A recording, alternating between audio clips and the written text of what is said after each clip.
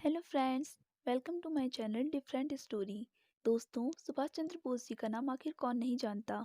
उन्हें भारत के महान तेजस्वी क्रांतिकारियों का विशेष दर्जा प्राप्त है। वे भारतीय स्वतंत्रता संग्राम के अग्रणी नेता थे। आज हम इन्हीं महान क्रांतिकारी नेताजी सुभाष चंद्र बोस जी के जीवन के रहस्यों के बारे में जानेंगे। आखिर नेताजी अपने जीवन में आती तमाम कठिनाइयों को भी कैसे मुस्कुराते हुए सरलता से पार कर लेते थे।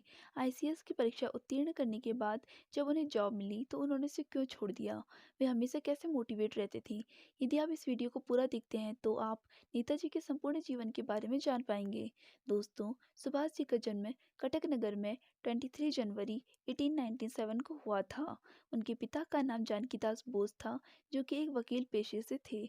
माता प्रभावती देवी हाउसवाइफ थी। जब सुभाष 5 वर्ष का हुआ तब उसे प्रोटेस्टेंट यूरोपियन स्कूल में भर्ती किया गया। उस पाठशाला में अंग्रेज बच्चे भी पढ़ते थे।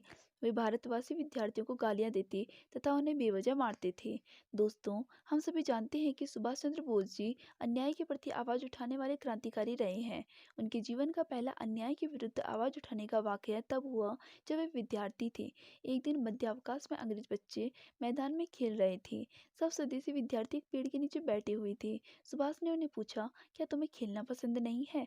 उन्होंने कहा, पसंद तो बहुत है, परंतु हमें मैदान में वे आने ही नहीं देते हैं। यह सुनकर सुभाष ने कहा, क्या ईश्वर ने तुम्हें हाथ नहीं दिए हैं? क्या तुम गोबर मिट्टी के बने हो? निकालो गेंद। बच्चे पहले तो कुछ झिझके, परंतु जब सुभाष ने गेंद उछाली तो सब बच्चे दौड़ पड़े। अंग्रेज बच्चे उन्हें रोक न सके।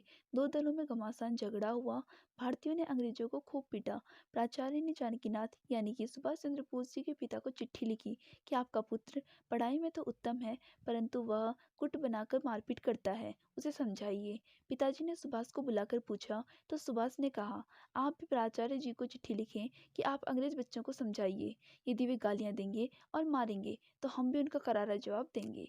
दोस्तों, अन्याय के विरुद्ध आवाज बोस जी ने विद्यार्थी जीवन में ही शुरुआत कर दी थी।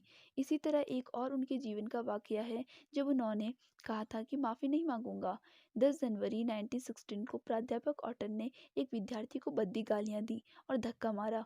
सुभाष उसे लेकर प्रिंसिपल के पास गया, किंतु उनकी कोई बात सुनी नहीं गई। विद्यार्थियों ने हड़ताल कर दी। एक दिन ऑटन स्वयं विद्यार्थी सभा में उपस्थित हुए। उन्होंने कहा, जो हुआ सो भूल जाओ और हड़ताल खत्म करो। लेकिन पहले की तरह सब कुछ नॉर्मली चलने लगा। परंतु 15 दिनों बाद ही ऑटन ने फिर से एक विद्यार्थी पर हाथ उठा दिया। विद्यार्थियों ने उन्हें वहीं घेरा और उनकी पिटाई कर दी। प्रिंसिपल ने सुभाष से माफी मांगने को कहा, किंतु न्यायप्रिय सुभाष ने मना कर दिया। इस पर प्रिंसिपल ने कड़क कर कहा, मैं तुम्हें कॉलेज से निकाल देता हूँ। इसका सुभाष ने बहुत ही सुंदर उत्तर दिया। वह उत्तर था, धन्यवाद। और इस तरह वे कॉलेज से निकाल दिए गए। सुभाष चंद्र बोस जी पढ़ाई में भी बहुत तेज थे। आईसीएस की कठिन परीक्षा में उन्होंने चौथा स्थान पाया था, किंतु अंग्रेज की सेवा नहीं करने और देश स्वतंत्रता प्राप्ति के लिए उन्होंने आईसीएस की जॉब छोड़ दी। सुभाष अब कलकत्ता के प्रेसिडेंस कॉलेज में जाने लगा। धीरे धीरे कलकत्ता में नव विवेकानंद समूह का वह सदस्य बना और विवाह न करने की उन्होंने शपथ ली तथा दीन दुखियों की सेवा करने की भी उन्होंने शपथ ली। उनके घर के सामने एक वृद्ध भिखारिन बैठती थी। उसके बाल सफ़ेद थे, चेहरे पर झुर्रियाँ थी और वह चिथड़े कपड़े पहनती थी। सुभाष ने पैदल जाना शुरू किया और टिकट के पैसे वह प्रतिदिन भूखी भिखारिन को देने लगा। उनमें लोगों के प्रति दयाभाव कुछ अधिक ही था। जनवरी 1915 में बॉस ने इंटरमीडिएट की परीक्षा पास की और प्रथम श्रेणी में उत्तीर्ण हुआ। परीक्षा के कुछ दिनों पहले ही सुभाष को टाइफाइड हुआ था, किंतु तब भी वे प्रथम श्रेणी में उत्तीर्ण हुए। मार्च सन 1919 में सुभाष ने बीए की परीक्षा प्रथम श्रेणी में उत्तीर्ण की एवं उसने दूसरा स्थान प्राप्त किया। भारत आकर सुभाष बाबू 16 जुलाई 1921 को बम्बई में गांधी जी से मिले। फिर कलकत्ता पहुंचकर देशबंधु चित्तरंजन दास के चलाए राष्ट्रीय स्वयंसेवक दल के वे प्रमुख कार्यकर्ता बने। कुछ समय तक वे नेशनल कॉलेज के प्रिंसिपल भी रहे और बांग्लार कथा और फॉरवर्ड के वे संपादक बने। सुभाष जी, एक बात जो मुझे सबसे अधिक पसंद है वह यह कि सुभाष जी को एक दिन बहिष्कार मामले में न्यायाधीश ने 6 माह की कठिन सजा सुनाई।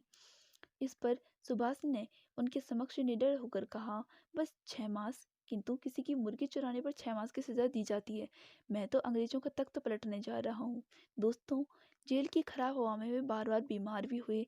अपने मित्र दिलीप कुमार राय को उन्होंने लिखा, प्रफुल्ल गुलाब के फूलों के लिए हमें कांटों का भी स्वागत करना होगा। उषा की शोभा यदि हमें देखनी है तो हमें घनी अंधेरी रात धैर्यपूर्वक बितानी होगी। स्वतंत्रता का आनंद यदि हम प्राप्त करना चाहते हैं तो हमें इसकी पूरी कीमत चुकानी पड़ेगी। नमक सत्याग्रह प्रारंभ हुआ 5 जनवरी 1938 को। बम्बई जाते हुए उन्हें पकड़ा गया और उन्हें कारागार में डाल दिया गया। इसी समय दोस्तों, सरकार ने उन्हें देश निकाला दे दिया। सुभाष का स्वास्थ्य बिगड़ता ही गया। सरकार ने उन्हें 6 मार्च 1919 को किसी भी तरह से देश से निकल जाने के लिए कह दिया और वे 1919 को यूरोप पहुंच गए। उन्होंने इंडियन स्ट्रगल नाम का एक ग्रंथ लिखा।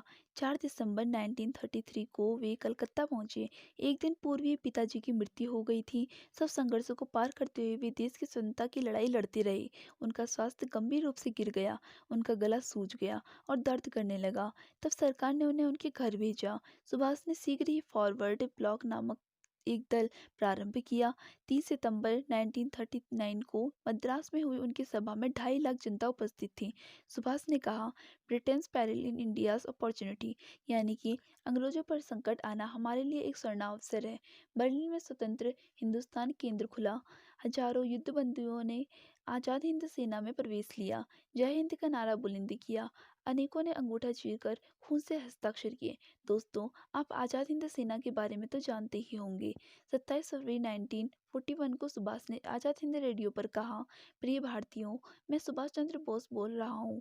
अब हम सिद्ध हैं कि हम भारत से आक्रमण करेंगे। आप लोग भारत में विप्लव मचाइए। कुछ समय पश्चात रूस ने जापान पर आक्रमण किया। जापान ने हथियार डाल दिए, किंतु जब कोई सहारा नहीं बचा तो सहयोगियों ने नेताजी से कहा, आप मंचूरिया नामक गुप्त स्थान पर चले जाइए। नेताजी का मन नहीं था, किंतु वे मान गए और छोटे से जापानी हवाई जहाज में बैठे। इसके बाद वह कहाँ गए, यह रहस्यमय है। कुछ लोगों का मानना है कि वे काफी सालों तक जीवित रहे, परंतु ये सत्य है कि भारत माता का यह महान सपूत सदा के लिए अमरत्व को प्राप्त कर गया।